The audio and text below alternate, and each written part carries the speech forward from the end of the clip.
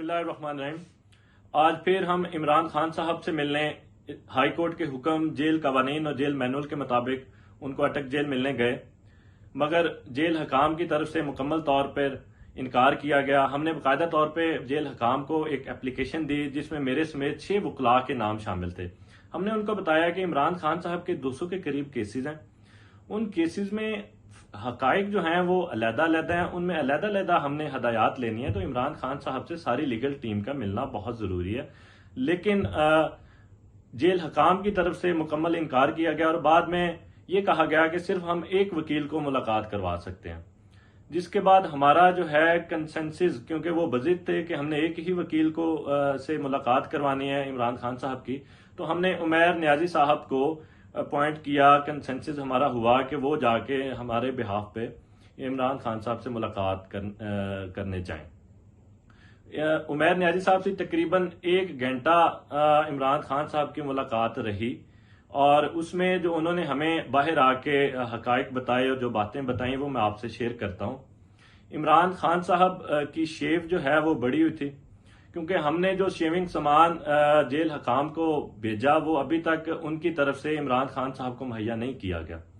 उसके बाद जब उमैर नियाजी साहब ने सवाल किया कि आपके जो सेल की पोजीशन है, कमरे की पोजीशन है, वो क्या है, तो उन्होंने कहा जी वो उससे मुझे कोई फर्क नहीं पड़ता, पोजीशन वही सेम है, वही ओपन वॉशरूम है, वही बाल्टी, वही लोटा, वही सारा सामान वही सेम है, मुझे उससे कोई फर्क नहीं पड़ता। देखो ये मैं कुर्बानी आज़ादी के लिए और जमहूरियत के लिए दे रहा हूँ।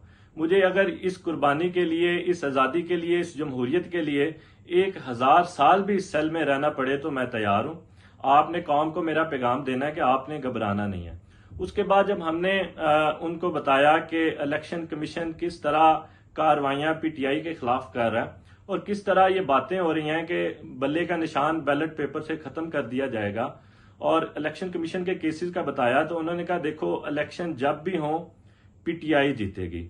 अगर इससे कोई फर्क नहीं पड़ता कि हमारा निशान बैलेट पेपर में होगा या नहीं, हम जो लोगों को निशान बताएंगे लोग उसी निशान पे वोट देंगे, इससे कोई फर्क नहीं पड़ता। उसके बाद उन्होंने बताया कि मेरा सलाम, बाहर निकल के उन वर्कर्स को जो गिरफ्तार हैं उनको मेरा सलाम, मेरा सलूट करना मेरी तरफ से। और हमने उनको जब बताया कि जो है शहरियार अफरीदी और शंदाना गुलजार साहिबा की कल इस्लामाबाद हाई कोर्ट के एक तारीखी फैसले में रिहाई हुई है, तो उन्होंने कहा कि जब अटक जेल से आप इस्लामाबाद जाओगे तो उनके घर जाना और उनको मेरा सलाम देना, और बाकी जितने वर्कर्स अरेस्ट हैं उनको ही उनकी बहादुरी पे मेरा सलाम उनको देना। उसके बाद जो है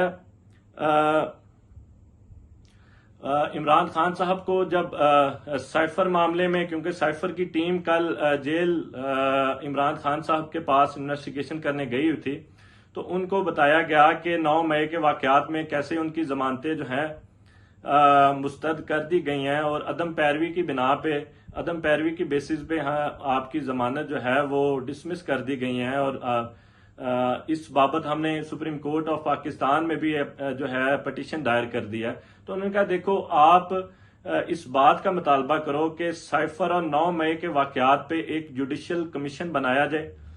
वो आजादाना जो कमीशन होगा, मैं उसके सामने पेश होके अपने तमाम जवाबात दूंगा, वो मेरे से सारे सवालात करें, मैं उनको तमाम जवाबात दूंगा।